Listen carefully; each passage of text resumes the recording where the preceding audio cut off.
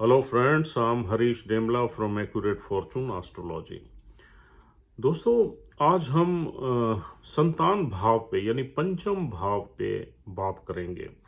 बहुत से लोगों की क्वेरीज हमारे पास आती हैं कि उनकी संतान में विघ्न है, संतान हो नहीं रही, संतान शादी होने के बाद काफ़ी सालों बाद भी वो इस प्रॉब्लम से जूझ रहे हैं, या कईयों के हमारे पास क्वेरीज आती हैं कि उनके अबॉर्शंस वगैरह ज़्यादा हो गए हैं, और कई लोग आईवीएफ में और दूसरे जो टेक्निकल तरीके हैं संतान उत्पत्ति के, उन पे चले जाते हैं और वहाँ भी उनको फेलियर्स वगैरह का सामना करना पड़ता है। तो बहुत सारी क्वेरीज हमें संतान से रिलेटेड हमें डे टू डे बेसिस पे आती रहती हैं, व्हाट्सएप मैसेजेस आते रहते हैं।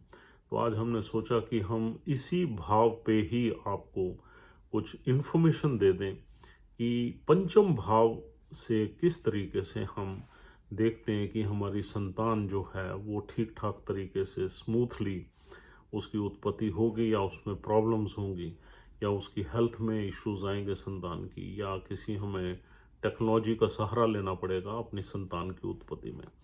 तो दोस्तों, सबसे पहले हमारा ये जानना ज़रूरी है कि संतान भाव में दो से ज़्यादा प्लैनेट्स होना जो है उस भाव को खराब कर देता है। अगर दो से ज़्यादा प्लैनेट्स हैं तो बहुत ऑस्पिशियस प्लैनेट्स होने चाहिए, जैसे गुरु चंद्र मंगल हो जाए, और या सूर्य के साथ गुरु और चंद्र हो जाए।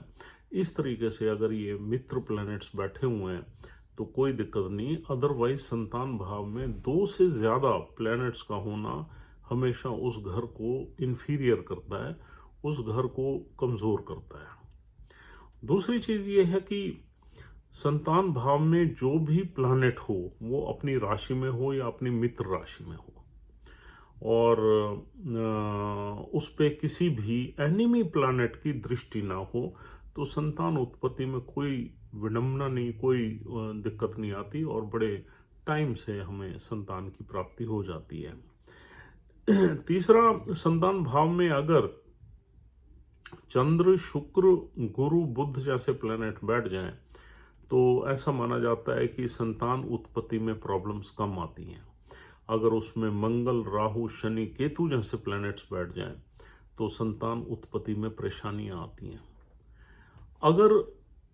अगर हम एस्पेक्ट की बात करें, यानी कि किस प्लैनेट पे किसका एस्पेक्ट खराब कर सकता है, अब सबसे पहले उस पे जाने से पहले हम आपको ये बता दें कि मंगल का संतान भाव में बैठना, वो भी एनिमी साइन में, तो संतान के रुकने में यानी कि कंसीव करने में दिक्कत आती है, या एबॉर्शन के चांसेस बनते हैं। और राहु अगर संतान भाव में बैठ जाता है अपने ही नक्षत्र में या पावरफुल तरीके से, और नवमास चार्ट में भी संतान भाव बिगड़ा हुआ है, तो फिर राहु आपको ट्रेडिशनल वे से संतान की उत्पत्ति में सपोर्ट नहीं करता, और किसी न किसी टेक्नोलॉजी के माध्यम से आपकी संतान की उत्पत्ति होती है।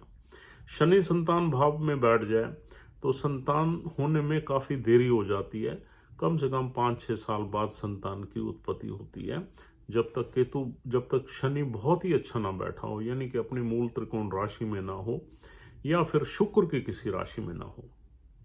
और शुक्र के ऊंच की राशि में भी संतान में देरी देता है शनि। 2 नंबर राशि में अच्छे फल देगा, या अपनी मूल त्रिकोण राशि में भी अच्छे फल देगा। अदरवाइज अगर एग्जॉल्टेड बैठ जाए शनि तो पावरफुल हो जाएगा और संतान होने में काफ़ी देरी कर देगा। ऐसे ही केतु का संतान भाव में बैठना भी संतान में देरी के लक्षण है। केतु एक ऐसी फीलिंग दे देता है कि हम संतान की उत्पत्ति में ज़्यादा इंटरेस्ट ही नहीं लेते, हम चाहते हैं कि नहीं, हम बगैर संतान के भी रह सकते हैं। तो ऐसी फीलिंग केतु संतान भाव में बैठ के इंसान को देता है। अब हम देखते हैं एस्पेक्ट्स, किसका एस्पेक्ट संतान भाव पे किस तरीके से इम्पैक्ट करता है। देखिए, सबसे पहले अगर सूर्य संतान भाव में बैठा हो और शनि की दृष्टि आ जाए या केतु की दृष्टि आ जाए तो संतान उत्पत्ति होने में विघ्न आता है। अगर चंद्र संतान भाव में बैठा हो और उस पे शनि या केतु या बुध की दृष्टि आ जाए तो भी थोड़ी सी प्रॉब्लम्स रहती हैं। मंगल संतान भाव में बैठा हो, उसमें शनि, राहु और या केतु की दृष्टि आ जाए तो डेफिनेटली अबॉर्शन के चांसेस रहते हैं, संतान में प्रॉब्लम्स आती हैं संतान होने में। और अगर बुध संतान भाव में बैठा हो तो हमें ज़्यादा दिक्कत नहीं होती। हाँ, बुध के साथ अगर केतु बैठ जाए या केतु की दृष्टि आ जाए या बुध के साथ गुरु क्लोज कंजंक्शन में बैठ जाए तो भी संतान उत्पत्ति में परेशानी होती है। अगर गुरु बैठा हो तो गुरु तो संतान भाव का कारक ही है और भाव का भी कारक है और वैसे भी संतान का भी कारक है।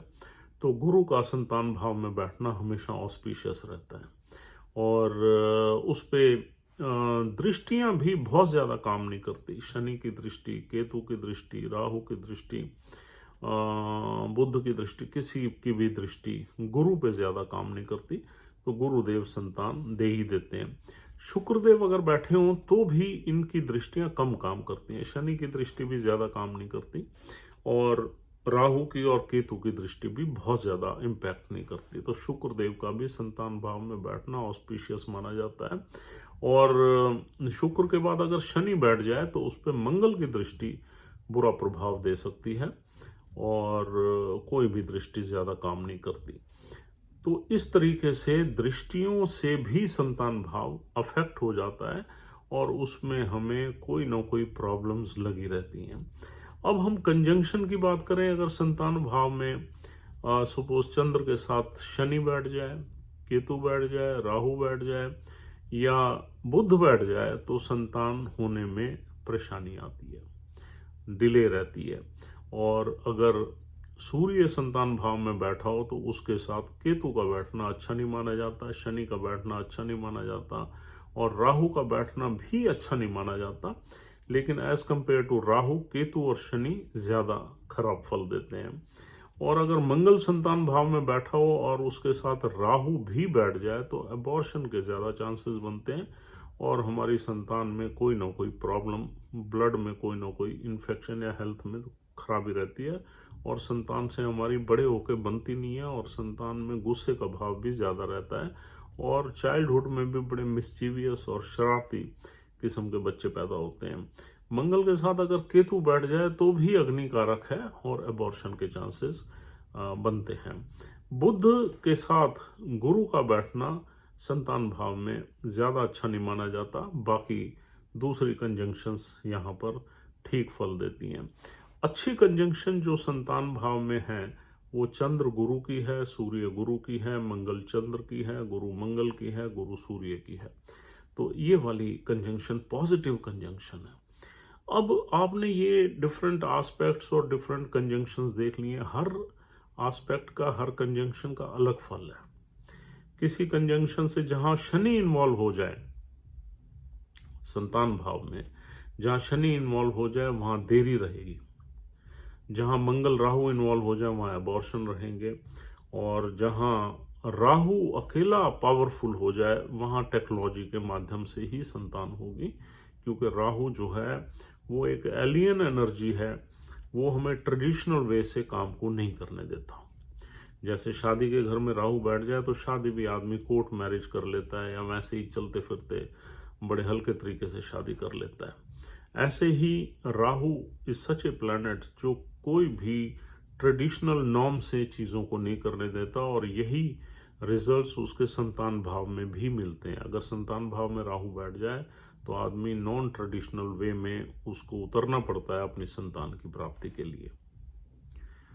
संतान उत्पत्ति होने के लिए कुछ रेमेडीज हैं जो कि हर प्लैनेट्स के अलग अलग तरीके से हम बताते हैं, वो इसमें जनरलाइज करके नहीं बता सकते।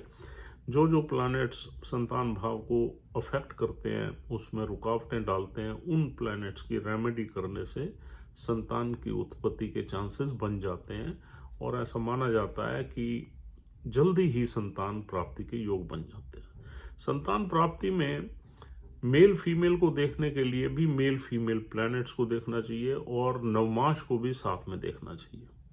उसमें अगर पत्नी या पति का चार्ट यानी कि दोनों का चार्ट हो तो हमें ज़्यादा हेल्प मिलती है कि किस तरीके की संतान होगी। और संतान हमारी स्वस्थ रहेगी या बीमार रहेगी, उस पे भी इन्हीं प्लैनेट्स की कंजंक्शन से आपको पता लग जाएगा कि संतान की हेल्थ कैसी रहेगी। क्या हष्ट-पुष्ट संतान होगी या उनमें कुछ हेल्थ में प्रॉब्लम्स शुरू में हो सकती है। और दोस्तों, संतान होने के लिए आपको एक बार नवमास चार्ट भी जरूर देखना चाहिए। अगर नवमास चार्ट और लगन चार्ट दोनों में ही खराब योग हो तो फिर संतान की उत्पत्ति में ज्यादा प्रॉब्लम आती है। अगर नवमास चार्ट में और लगन चार्ट में राहु का इम्पैक्ट संतान भाव में हो तो फिर हमें टेक्नोलॉजी के थ्रू ही संतान की प्राप्ति हो सकती है। और दोस्तों, आगे देखा जाए तो संतान भाव को देखने के लिए हमें संतान की सक्सेस को देखने के लिए भी हमें ये देखना चाहिए कि पंचम भाव किस तरीके का है, पंचम भाव का लॉर्ड कौन है, कैसा बैठा हुआ है। अब ये तो हमने सारी डिस्कशन पंचम भाव में बैठे हुए प्लैनेट्स की है, लेकिन पंचम भाव का प्लैनेट अगर कहीं अच्छा बैठा हो तो संतान उत्पत्ति होने में परेशानियां नहीं रहती। और संतान भाव का प्लैनेट, यानी कि जैसे सपोज संतान भाव में 2 नंबर राशि है, अब 2 नंबर राशि का शुक्र हमें देखना पड़ेगा कि शुक्र किस तरीके से बैठा हुआ है। अगर शुक्र की प्लेसमेंट हमारे चार्ट में अच्छी है और संतान भाव में और कोई प्लैनेट नहीं है तो वो संतान की उत्पत्ति अच्छी होगी। अगर शुक्र सपोज अष्टम भाव में बैठा हुआ है, संतान भाव का लॉर्ड होके अष्टम में है, तो संतान की उत्पत्ति में रुकावटें या ऑब्स्टेकल्स रहेंगी। और केतु, मंगल, राहु जैसे प्लैनेट्स हमें संतान की उत्पत्ति में कुछ सर्जिकल ऑपरेशंस और इस तरीके से रिजल्ट्स भी देते हैं। वो हमें देखना पड़ेगा कि क्या हमारा संतान भाव अष्टम भाव से कनेक्ट कर रहा है या नहीं, क्या सी सेक्शन से हमारी संतान होगी या नॉर्मल होगी, ये चीज़ें भी हमें आसानी से पता लग जाती हैं। और संतान भाव, संतान होने के बाद क्या वो संतान माँ बाप के लिए लकी रहेगी या अनलकी रहेगी, ये भी चीज़ें देखी जा सकती हैं। संतान के घर का मालिक अगर नवम भाव से कनेक्ट हो जाए, चौथे से कनेक्ट हो जाए, दूसरे से कनेक्ट हो जाए, तो ऐसा माना जाता है कि या एकादश से कनेक्ट हो जाए तो ऐसा माना जाता है कि संतान लकी होगी। नवम भाव में फॉर्चुनेट रहेगी, एकादश भाव में बैठ जाए संतान का मालिक तो संतान पैदा होने के बाद पेरेंट्स की इनकम में बढ़ोतरी होगी। और अगर दूसरे घर में आ जाए तो एसेट्स बन जाएंगे, चौथे घर में आ जाए तो सुख मिलेगा। इस तरीके से भी संतान को लकी आप देख सकते हैं कि वो संतान आपके लिए लकी है या नहीं है। कई बार संतान भाव का मालिक अष्टम भाव में होता है तो संतान पैदा होने के बाद हमारे लाइफ में कुछ न कुछ प्रॉब्लम्स हो जाती हैं। और संतान भाव के बाद पेरेंट्स की हेल्थ कैसी रहेगी, इसके ऊपर भी विचार आराम से किया जा सकता है। अगर संतान भाव का मालिक पिता के घर में नीच का बैठ जाए तो पिता की हेल्थ में प्रॉब्लम दे देगा। अगर माता के घर में नीच का बैठ जाए या माता के घर को नेगेटिवली इम्पैक्ट कर दे तो माता की हेल्थ में खराबी पैदा कर देगा। तो संतान पैदा होने के बाद माँ बाप की हेल्थ कैसी रहेगी, घर में कुछ अशुभ चीज़ें तो नहीं होंगी, ये चीज़ें भी देखना बहुत ही आसान है। और संतान भाव जितनी मजबूत होगा उतनी संतान आपकी हष्ट पुष्ट रहेगी, आसानी से होगी और उनका कैरियर भी अच्छा रहेगा। संतान भाव का मालिक अगर द्वादश भाव में हो तो आप जल्दी ही संतान से टीन एज में ही आपको अलग रहना पड़ेगा, यानी कि क्यों एजुकेशन के सिलसिले में आपकी संतान आपसे अलग रह सकती है। तो संतान भाव को अच्छी तरीके से स्टडी करके आप संतान के बारे में सारी चीज़ें जान सकते हैं। आईवीएफ की सक्सेस के लिए कुछ रेमेडीज करके आईवीएफ में जाना ज़्यादा बेहतर रहता है ताकि संतान होने में अड़चन ना आए, क्योंकि आईवीएफ जो टेक्नोलॉजी है या सैरोगेसी टेक्नोलॉजी, ये बड़ी डिफिकल्ट टेक्नोलॉजीज हैं। इसमें जाने से पहले एक तो अप्रोप्रिएट दशा का देखना ज़रूरी है और दूसरा कुछ रेमेडीज करके ही ये अटेम्प्ट लेनी चाहिए।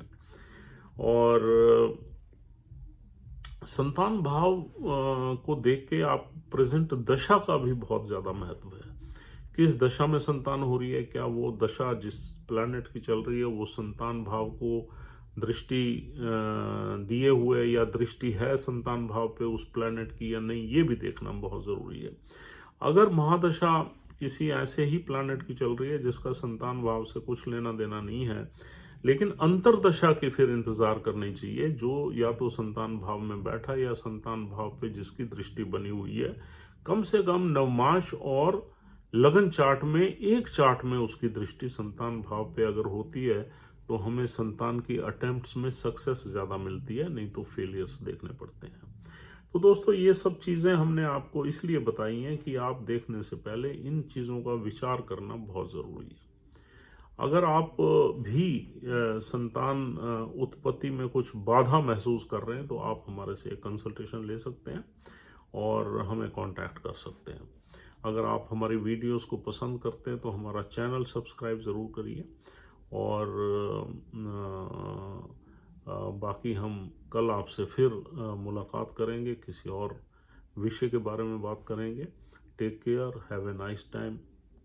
Thank you very much for watching this video patiently. Thanks a lot.